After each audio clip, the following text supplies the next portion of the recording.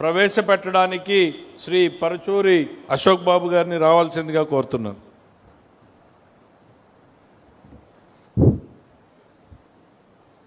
ఈనాటి ఈ సభకు అధ్యక్షత వహిస్తున్న జాతీయ అధ్యక్షుడు చంద్రబాబు నాయుడు గారికి, వర్కింగ్ ప్రెసిడెంట్ నారా లోకేష్ గారికి, పాలిట్ బ్యూరో సభ్యులకి, జాతీయ కమిటీ, రాష్ట్ర కమిటీ సభ్యులకి, ఆన్లైన్లో వీక్షిస్తున్న లక్షలాది మంది తెలుగుదేశం కుటుంబ సభ్యులందరికీ కూడా ముందుగా 2026 మహానాడు అభినందనలు. అలాగే ఈ కార్యక్రమంలో పార్టిసిపేట్ చేసిన అందరికి కూడా స్వాగతం, సుస్వాగతం.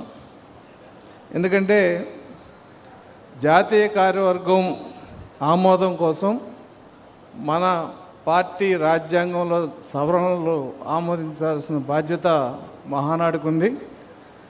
దానివలన ఈ ప్రతిపాదనలు అంటే మన పార్టీ రాజ్యాంగం యొక్క మార్పులు చేర్పులన్నీ కూడా మహానాడులో ప్రవేశపెట్టి ఆమోదం పొందిన తర్వాతే వాటిని అమలు చేస్తాం. ఎన్నో సంవత్సరాలుగా ఈ పార్టీ అంచెలంచెలుగా పెరిగి ఈనాడు 1 కోటి మంది సభ్యులతో పార్టీ అల్లారించే సమయంలో పరిపాలనా వ్యవస్థలో సమగ్రమైన పునర్వ్యవస్థీకరణ జరగాలని భావిస్తున్న సందర్భంలో ఇంగ్లీష్లో సామెత ఉంది, you have to learn more, when you have to learn more you have to relearn and unlearn. అంటే కొత్త విషయాలు తెలుసుకోవాలంటే పాత వాటిని మళ్ళీ తెలుసుకోవాలి, కొన్నిటిని మనం వదిలేయాలి. ఇది అన్ని వర్గాలకి ఇది అప్లై అవుతుంది. ఎందుకంటే ప్రస్తుత పార్టీ రాజ్యాంగం కాలానుగుణంగా సవరణలు, ప్రస్తుత పార్టీ అవసరాలు, లక్ష్యాలు, సంస్థాగత నిర్మాణం, పాలనా విధానాలు, భవిష్యత్ అన్నీ దృష్టిలో పెట్టుకుని వీటన్నిటినీ ప్రతిబింబించే స్థాయిలో ఈ రాజ్యాంగ సవరణని ఈ సభ ముందు ప్రవేశపెడుతున్నాం. పార్టీ సమర్థవంతమైన పరిపాలన, సంస్థాగత క్రమశిక్షణ, నియామకాల్లో పారదర్శకత, బాధ్యతల వికేంద్రీకరణ, అంతర్గత ప్రజాస్వామ్య విధానాల బలోపేతం, అలాగే జాతీయ స్థాయి నుంచి రాష్ట్రం, జిల్లా, నియోజకవర్గం, గ్రామం, అలాగే cubes, cluster, unit, booth, cases స్థాయి వరకు పార్టీ వ్యవస్థ మరింత సమర్థవంతంగా పనిచేసే లక్ష్యంతో ప్రస్తుత రాజ్యాంగ స్థానంలో సమగ్ర మార్పులు, సవరణలతో కూడిన కొత్త రాజ్యాంగాన్ని అమల్లో తీసుకురావటం అవసరం అని చెప్పి పార్టీ భావించిన సందర్భంలో ప్రతిపాదిత నిర్మాణాత్మక పరిపాలన సంస్థాగత సంస్థలను పొందుపరిచిన ముసాయిదా రాజ్యాంగాన్ని సిద్ధం చేసి సభ్యుల పరిశీలన, అభిప్రాయాల కోసం ఈ సభ ముందు ఉంచడం జరిగింది.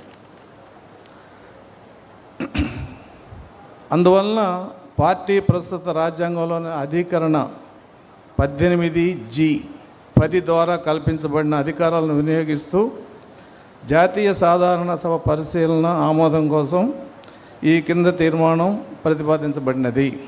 1.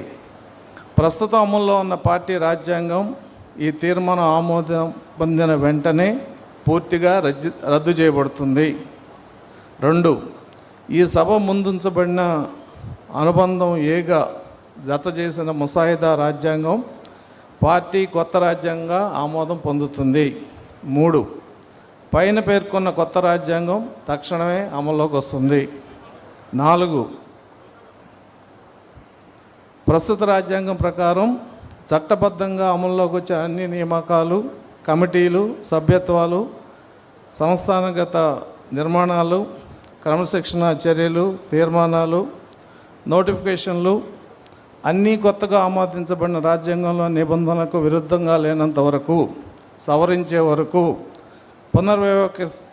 వ్యవస్థీకరించే వరకు లేదా భర్తీ చేయబడే వరకు యథావిధిగా అన్నీ అమల్లో ఉంటాయి. ఈ తీర్మానం ధృవీకరించిన ప్రతులు, కొత్తగా ఆమోదించిన రాజ్యాంగ ప్రతులు పార్టీ అధికారిక రికార్డుల్లో భద్రపరచబడతాయి. వర్తించే చట్టాలు, నిబంధనలు, మార్గదర్శకాల ప్రకారం సంబంధిత అధికారుల ముందు ఈ కొత్త రాజ్యాంగం సమర్పించడం జరుగుతుంది. సార్, జనరల్గా మహానాడులో చాలామంది చాలాసార్లు మాట్లాడతారు, కానీ ఒకే సబ్జెక్టు మీద 2 సార్లు అవకాశం. కడపలో కూడా ఈ రాజ్యాంగం మోడిఫికేషన్కి నేనే ప్రపోజ్ చేశాను. మళ్ళీ ఇక్కడ కూడా ఈ అవకాశం ఇచ్చినందుకు అభినందన తెలియజేస్తూ, పార్టీ డొనేషన్స్ అన్నారు సార్, దీనికి ఫైనాన్స్ మినిస్టర్ గారు బెల్లు కొట్టకూడదు. దుండి రాకేష్ గారు ఆర్యవైశ్య కార్పొరేషన్ తరఫున 2 లక్షలు ఇస్తామని చెప్పి నా ద్వారా చీటీ పంపించారు సార్. అలాగే నేను కూడా యాజ్ జనరల్ సెక్రటరీ పార్టీకి ₹1,00,000 పార్టీకి ఇవ్వాలని చెప్పి నిర్ణయించుకున్నాను sir. Thank you sir. Ashok Babu గారికి అష్యూరెన్స్ ఇస్తున్నా, మీరు ఇంకా కింద తిరిగి స్లిప్స్ అన్నీ కలెక్ట్ చేసుకుని రండి. ఎటువంటి బెల్లు కొట్టం, మీరు వచ్చినంతసేపు